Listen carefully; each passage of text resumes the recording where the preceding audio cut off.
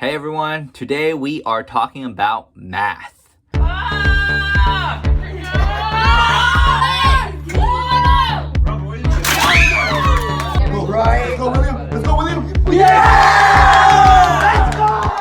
controversy of math. Some professors and teachers say you cannot do physics without math. You cannot understand the beauty. You cannot understand anything unless you first know the math. And then other teachers say, maybe this is more like me as well, say that math can be a big obstacle in order to learn physics. So I want to talk a little bit more about this. And I know that a high school physics class can encompass conceptual physics, which is very basic algebra and very basic geometry, and it could have calculus-based physics like AP Physics C. So I want to talk a little bit about how much math should there be. And of course, it depends on the class, but I want to talk about why I don't believe that math should be a huge barrier for you to understand physics. So first of all, when you're a physics student or physics teacher and you tell people this is something that people get very excited about and like it raises their eyebrow and they're like, oh wow, you must be really smart. Like, oh wow, you must be a genius. And as good as that is to hear like, oh yeah, I'm a genius or I'm really smart, I really don't like the rep that physics get. It's like it's for the most advanced academic scholarly student / teacher or professor, whatever, and no one else can touch it unless you're super academic. And what I feel like what that does is it limits the students that approaches physics. It limits the people that take physics, that want to do physics. And I love physics so much. And I feel like it should be something that everyone should be exposed to, that everyone should experience, and everyone should get a taste of.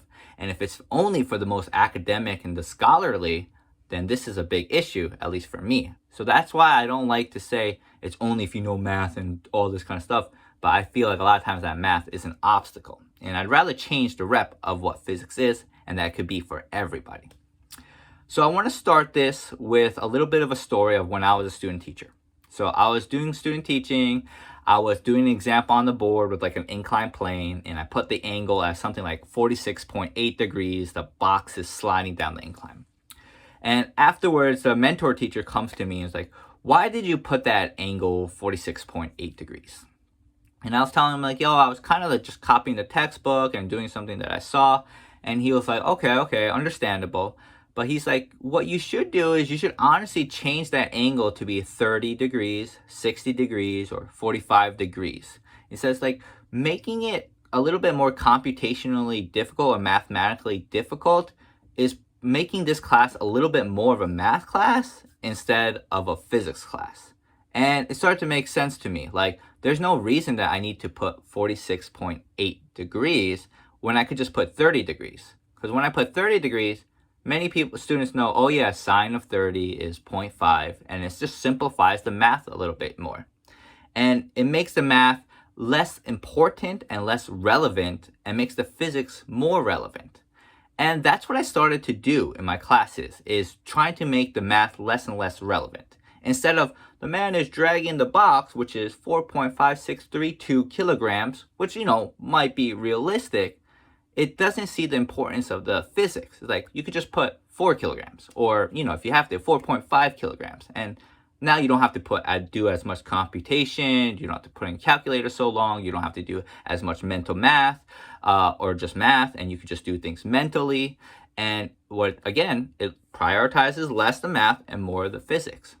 And I started to think of more ways of how can I make math less in this physics class, and how could I make it less of an entry point so that more students can take this class? So one thing that I do, and most teachers do, is they have a formula sheet. This is the kind of formula sheet that I used to use for all of my classes, most of my classes. But I changed this formula sheet to something like this one, especially for my lower level classes. And I'm going to explain a little bit of why the importance of this.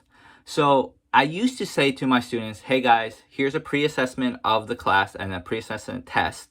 If you do not get at least an 80% on this, I highly suggest that you drop this class. And that's what I tell my students. That's what I used to tell my students. And then, they would take it, and some of them would be really excited about it, really love it, but they wouldn't do well on the math.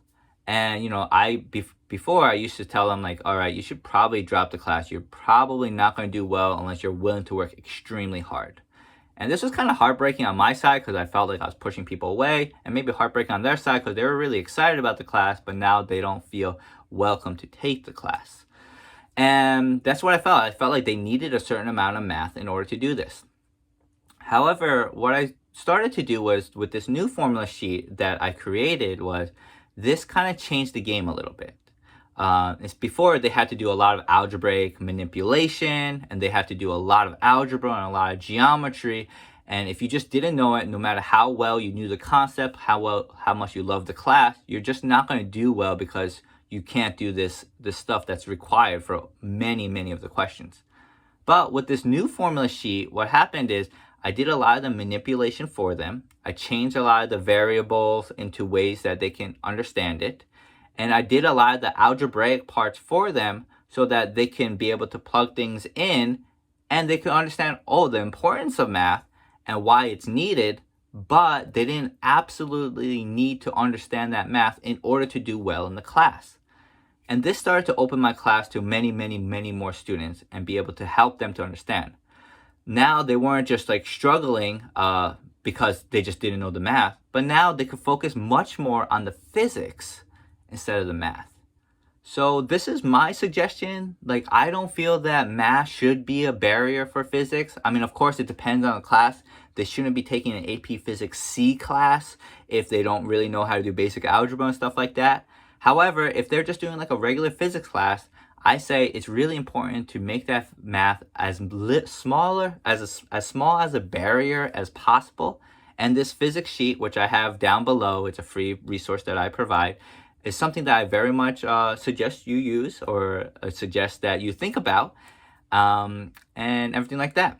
I'd love to hear your thoughts. If you completely disagree with me, if you agree with me, or if you're somewhere in the middle. I know people have really strong opinions about this, so I'd love to hear your opinion. My opinion has definitely changed over time, but I'm just trying to access this lovely subject that I love so much to as many students as possible. And I know if they turn to want to do physics, they're going to have to learn that calculus, that advanced algebra, and all of that anyway. Right now, I'm just trying to inspire them. Anyway, I'd love to hear your thoughts. Thanks for watching, guys.